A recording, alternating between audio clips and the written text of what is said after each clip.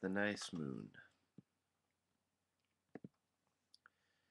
A wrong persistence among the dominant black clarifies. You see it like an eye. It does not possess the same trouble of its masters. However, it seems familiar, overtly familiar, because it does not exist without relatives, noble, worn-out propriety. It is a noble ruining of quest, the inimitable, to use that word again, the egocentric verses of a fictive and also perished man, or perished men, who knew not but the fullness of their transitory selves, and made this poetry the poetry of figures not yet spoken in their minds, but phrased, as if these things indeed had been spoken in their minds, or once at least had whispered. Most likely the latter would be more powerful, because it speaks to a lamentation most pious in the elegiac mode. It haunts the contrite posture of these men who knew themselves as not yet spoken, and so presume to clarify mountainous, persistent thought, as if it were of the same concision as the general reality of the self, seen just in them and as them. However the periplum is drawn, we know that very discontinuity of specialness as being a relay of pathetically wonderful fragments, as it is that fragments are acute evasions of sense not yet completed and not yet to be complete. Since the artwork rounded it off itself, much more had been discovered that the fragment did not explain, and so then they are not ever to be completed. Ever. The Don Juan of the planet, penned completely in articulations of inadequacy, or adequate articulations expressed in fragments that run the gamut between guesswork and illuminated wrongness wrought from that great heart, so as to, by the intuitive bump of that great heart, properly and fixedly needle the injection into wrong phrases that stimulate these moronic, vindictive polyglots of place. This age of men and women relating their smartness to an umbilical personage, the sum of waifish sentence. The smartness knows all the greatest systems brought so far to the cusp, only to find that it is not a cusp, but merely a creepy feeling that the best of us have, and necessarily fathoming the ingenuity and terror of death, which now and then gives us the proper impetus to express life, while we can, only to find that our dumb scratches on the wall do not sustain the reality of our lives enough for such spectral things to rise above the platonic omens of those important and really cool facts of interment. The fizzling of a wet firecracker, ridiculous emoting that does not quell the spang of all our fears, which let the spang embody a single fear of dying before achieving goals. We are jealous of immortals. We cough at the sustained peculiarity of a mature afflatus that is indifferent towards the swelled opinions it has crafted from opinions and those from pure experience. An afflatus, a brief changing of the trope that yet persists beyond its use, as though in youth we could not fully express the bone of our conceit, which as we aged weakened at the marrow, and so morphed into pretty politic, and became an overt, nearly presumptuous hinting, the crucial, solid wink of choice, the choice to be redeemed by the love of that ultimate expression, which leaves us all before the time becomes wrong enough to state what we had wangled from our youth.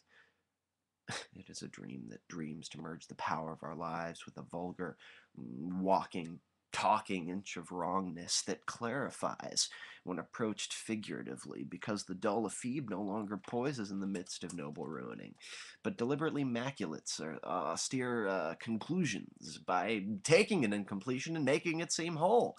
You persist, and some nice and figurative moon emerges from the choice, which is itself a moon by by the artless chalking of its color into general though disproportionate smears seems to have been tucked away from cherishing. The moon is a big bear emerging from hiatus, a small hibernation from the severe enclave, which had grown for years between the samples of quiet flaws. The ephebe is ultimately consumed before he is able to channel his own silly demon. He is consumed because he has, since the discovery of his cowardice, been portrayed and portrayed and portrayed and portrayed by thorough, unforgiving masters, who as well had made their choice. Just as persistence is the choice that we now slyly surrender to, in order to be clarified as humble wishers, wishing, among other things, for this asshole, this contiguous ephebe to drool a paragraph, and talk his own frustrations down, and yet goad them for fear that they might escape from existence completely, because he sees them as only belonging to him. Would these wry frustrations disappear from the strata if he no longer felt them, or that enough to write them down? Because he writes them down, they then belong to no one else. So then, this gaffe, this comedy, compelled into displaced existence by this paranormal fiend, is made an elegy for the tuneless bell in the highest belly of the steeple of the high, mighty shack of the cathedral, slated for demolition next week. A gaffe, a joke, a useless comedy that airs, is left unturned upon a phrase. Sadly, he is taken seriously, because he is too late, because of his approaching bitter oldness. What could not happen, the choice we did not make, has now, because of this, occurred in a sheltered, forlorn domination of black that alters your charred and black inhibitions by being a mere inheritance of taste, of proper wrongness, and when it is applied to those same inhibitions of someone, that someone becomes not you, despite whatever you may suspect about the laziness of God in doling out the personality to a vessel. I see the pictured palaces of meaning, adorned with greatness across the seeming walls. The palace is a vessel, in the same way that the pneuma of one underwrites an expansive body of pneumas, and yet the intricacy is private and solemnly profaned by spheres of a figurative language that twirls in the mind like a Gnostic fable, a domestication of the white phoebe that buzzing out derives maturation from what seems so personal, a link that itself shall link my strange ignorance to perpetuity, and perpetuity to some thoughtful, ever-clarifying sound, and sound to meaning. What could all this be but tortured listlessness among the trees when the trees finally believe that they are trees and become listless? What incestuous dite of obligation to continue fucking precludes our Adam and our fucking Eve from the algebraic span of certainty, which, like some great wink of eternity, defiles the specialness of children into men, and women into graces of the mind? Could then we take these raw conniptions and so find a restful place, a place of common rest, where all partake?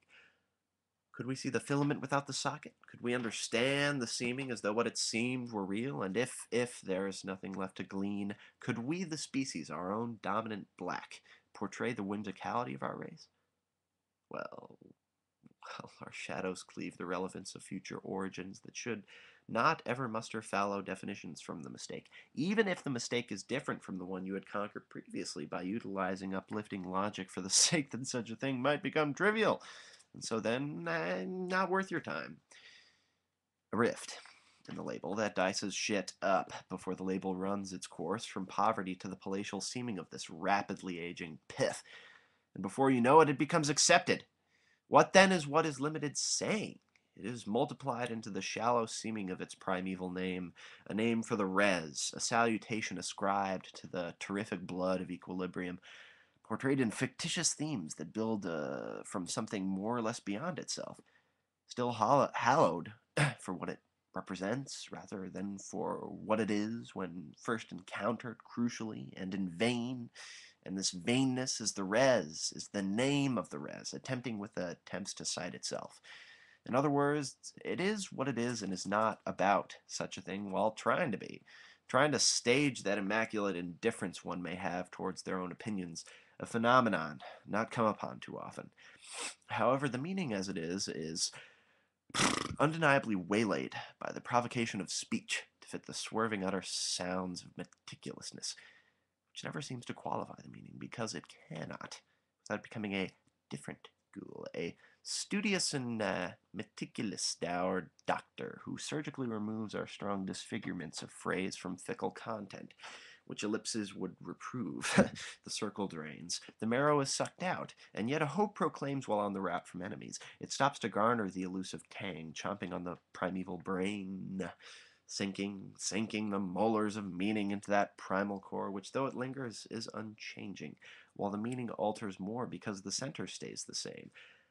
And so, this criminal pragmatism proffers wedges that for themselves fake filling what they are.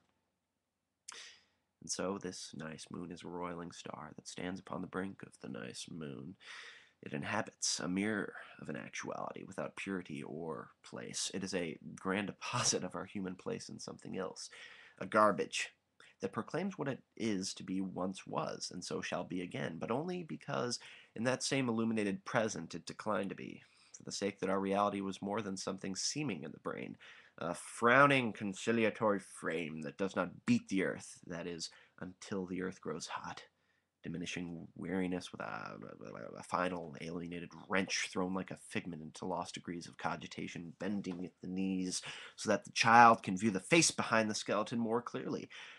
And so then fathom our intrepid race, which, like the choral agony of thunder, booms a nice quality from sourceless anger, as the seeming sun cheats the night of its prolongation.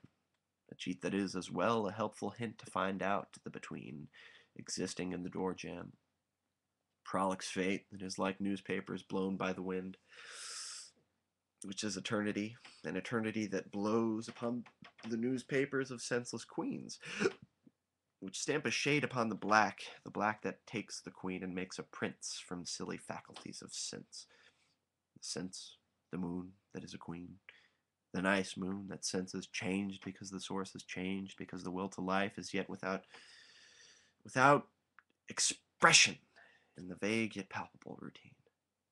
The sense existed since the dawn of dinosaurs, shivering in the brine, slowly entombed like a remorse, deep within the ground of sense that soon becomes reality. And yet the real is real only since the sense cannot make something into it that it never was already.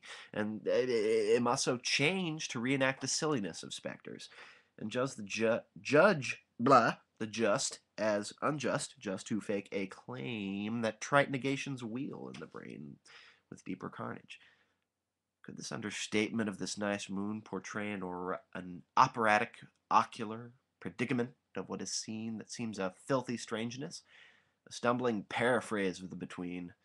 A ways to go before the sense is made the now, and the now forgotten, because it is too frequent, too insistent on hanging around this reality, making it conditional, and yet it is too nice to be the moon, which indeed is nice and shines hard like a spoon in the sun that flies with all the suns towards menacing Andromeda. The now is nice, indeed, but not too much, so that the evil modus of reality is maintained in senselessness, which in itself dangles before reason like a carrot attached to a string, attached to a stick, attached to the oblong head of an abnormal horse, and it like is also like the simple rock of Metaphysica, weighing in the spasm of demeanors, expressed mysteriously, obliquely, and lighted by that simple moon that still retains the sense of its true now, which feebly clings to a stop and becomes the future from the miracles of travesty. These delicate arrays of focus on the pollen of the flowers are fine finikin that prey on this simple waxing, the immediate substitution, the polemic against a nothingness in the seeming cloud. And sense, since time will not bring this together, and my patience has run out. Well, again, that's called The Nice Moon, and it is a nice moon. I like nice moons.